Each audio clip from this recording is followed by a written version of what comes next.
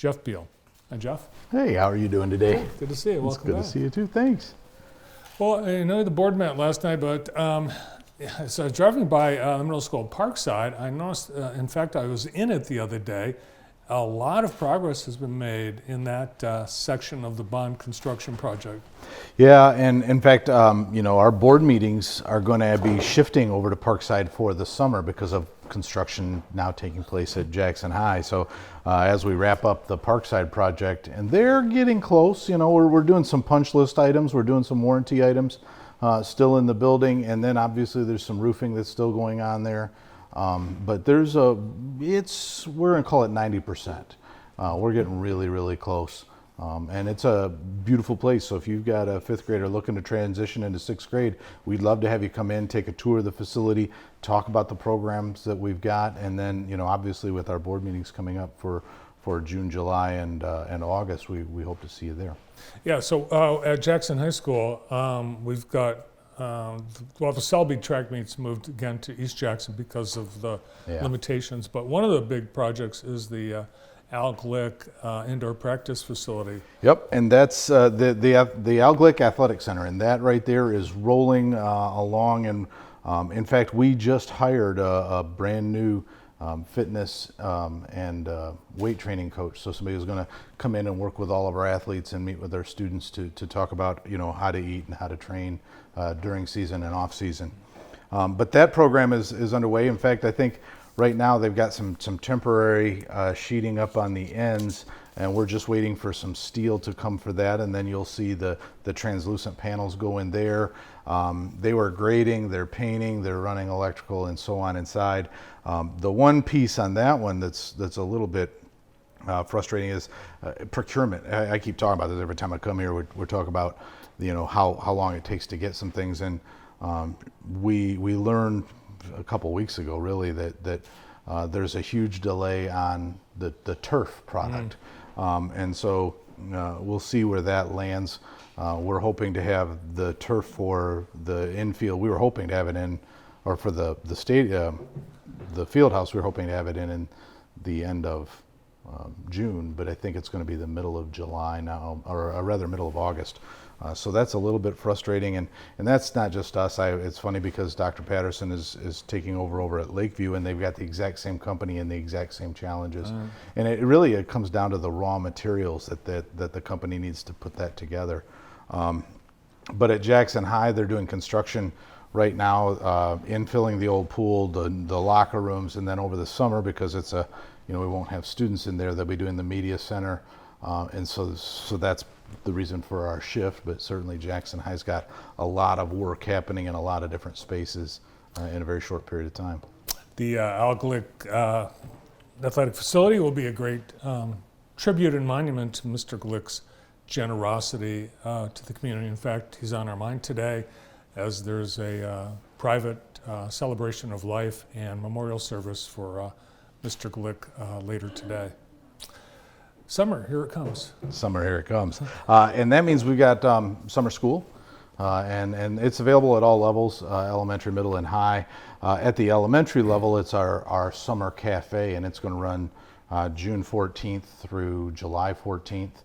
And it really is centered around reading. Obviously, there's some, the board last night approved purchasing some additional learning kits that can go home to students and families. So if you need some alternative games, if you need some other ideas on how to keep your kid engaged or how to keep your student moving forward with reading, we've got some additional curriculum that the board approved purchasing last night.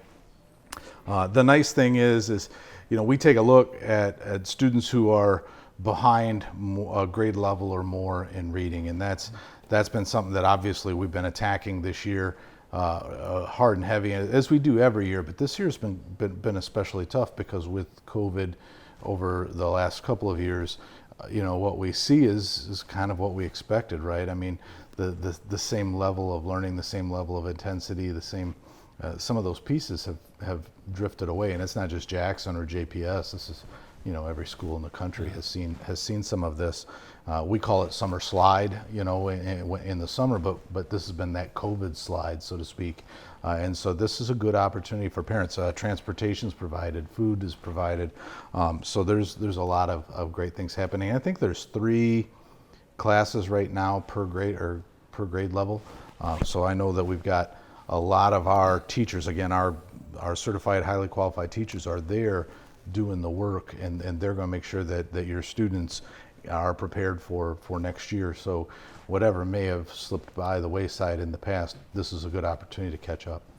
I like summer cafe versus summer school, but it really is, it's descriptive because you give people breakfast and lunch as part of the Well, education. and I know that Brandt's going to run a food service. I'll come back here in a couple weeks. We'll talk more about food service because there's a ton going on that way. But without a doubt, you're going to see, our summer meals program will be in place. It's a 5-day-a-week program or a 5-week program. So it's really something that's really tailored to help bridge the summer and still give our families and students a little taste of that summer. So we hope that our families will take advantage of it.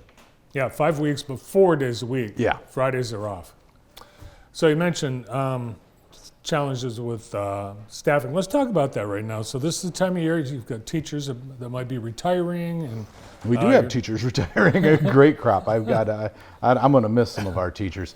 We always say this every year.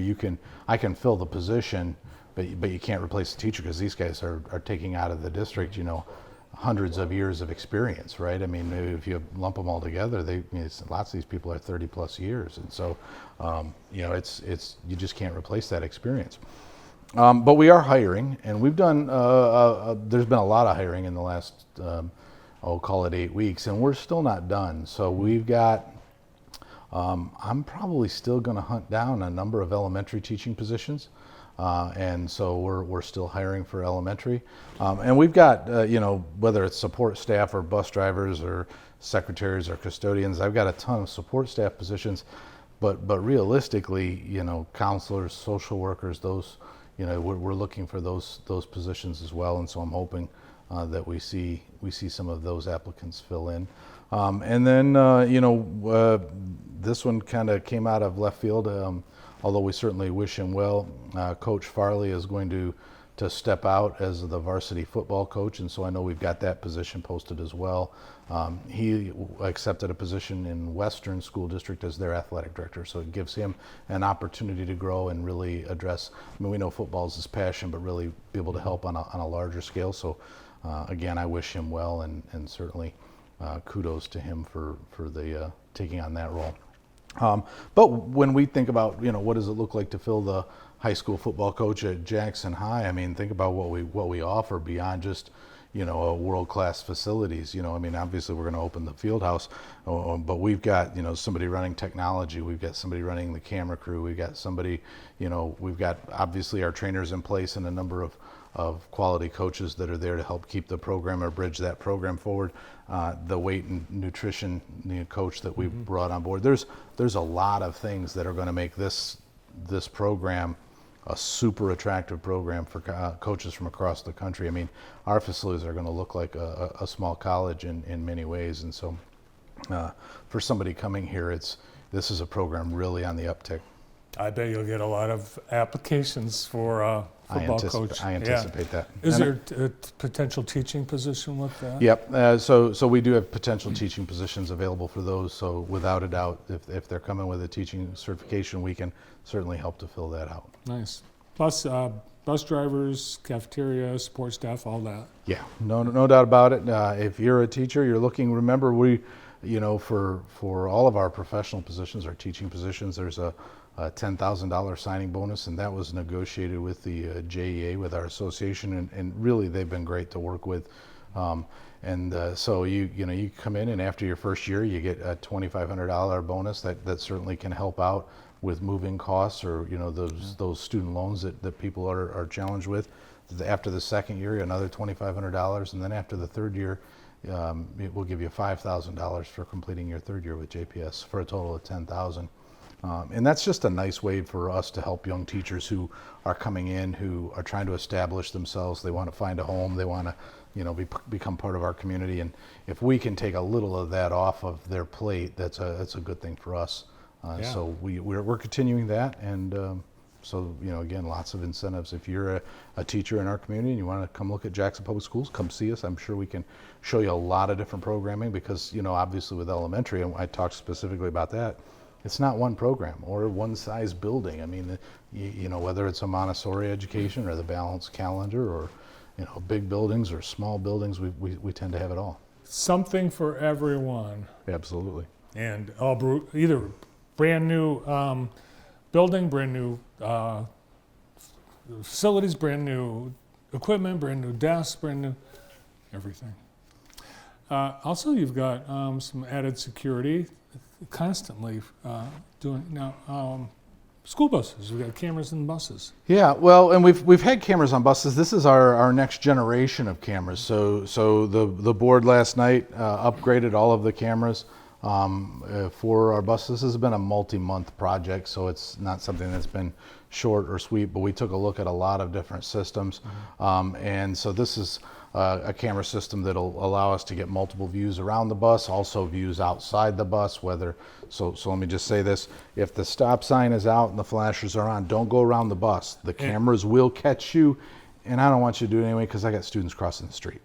That's great because people are continuing to ignore the school buses that are stopped and picking up and dropping off kids. It's unbelievable. They're still ignoring that. So we do have cameras now on the outsides of the buses so we can see those pieces. And the nice piece about this camera system is it's all cloud-based, so I can pull up the video or I can pull up a still or cut to a still shot right out of that video from my phone or from a mobile device. So that makes it nice for us.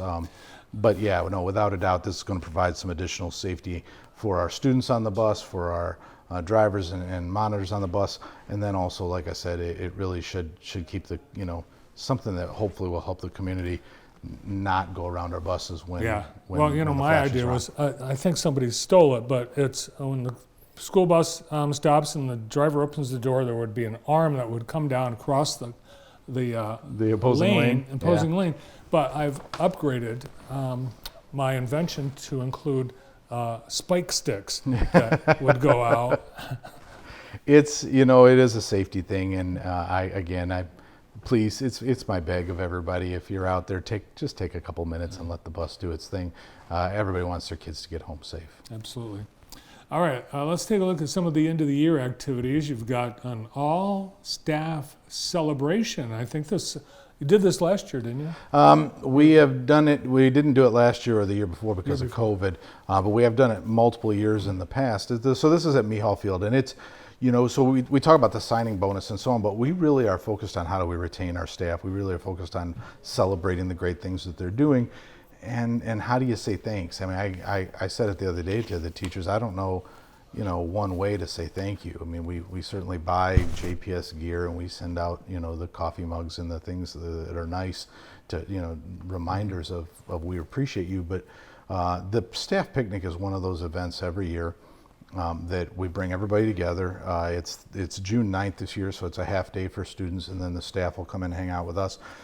They get fed, and we play music. There's a DJ this year. We've had live bands in the past.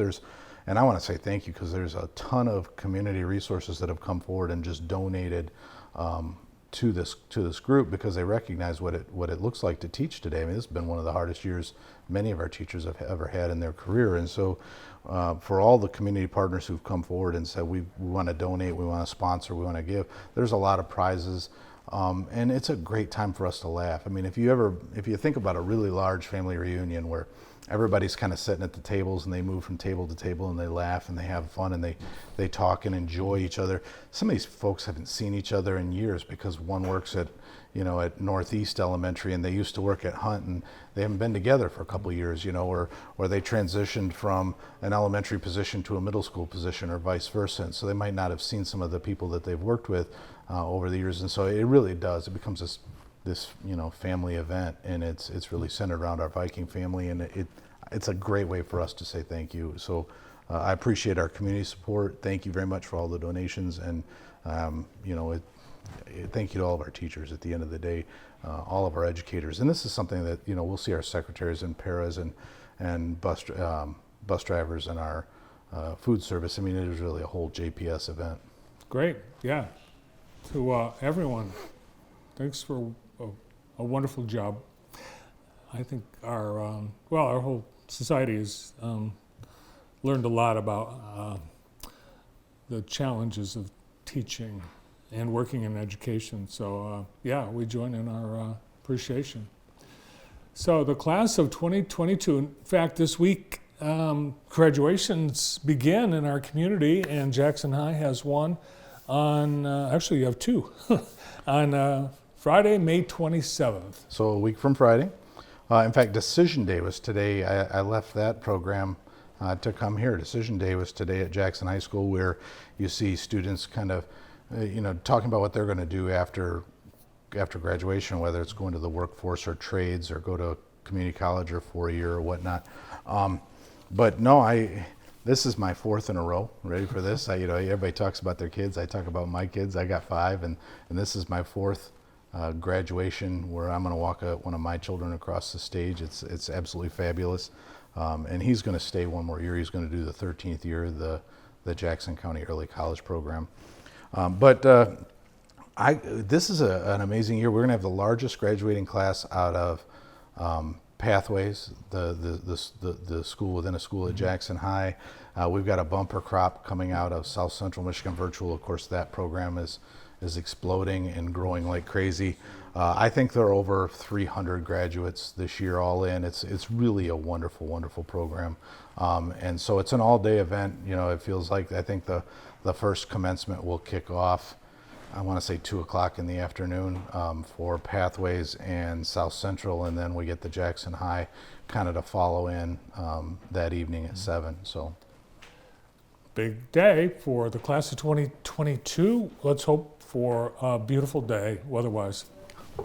Absolutely. Let's hope for a beautiful day. Yeah. She's got an alternate plan. Our alternate date is set for Saturday, but we're really confident that we'll be able to pull this one off on Friday. It's been done before. It's been done before. Yeah.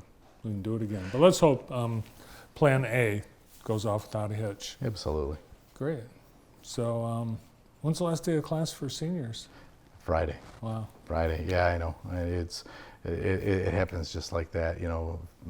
I again, having 5 that have gone through the system, what I can tell you is it felt like yesterday was kindergarten, right? And so my son's going to walk across the stage, and I'm sitting here remembering, kindergarten and first grade and those experiences for him. And goes fast, doesn't it? Oh, overnight. So your 5th, is there still one more to graduate? One more to graduate. She is a freshman this year. Will be a sophomore next year. So I get like a 2-year reprieve in between, graduation parties and things like that. But it's coming fast. Great. Well, congratulations to your son and to everyone in the class of 2022. Thanks for coming in today. Thank you very much. It's great to be here. Everybody, it is a great day to be a Viking. If you're looking for where to send your students, send them my way. I'd love to be able to talk to you about the programming that we have. Come visit us and we'll get you a tour. We'll talk to you about what's going on at Jackson Public Schools. Good deal. Superintendent of JPS, Jeff Beal.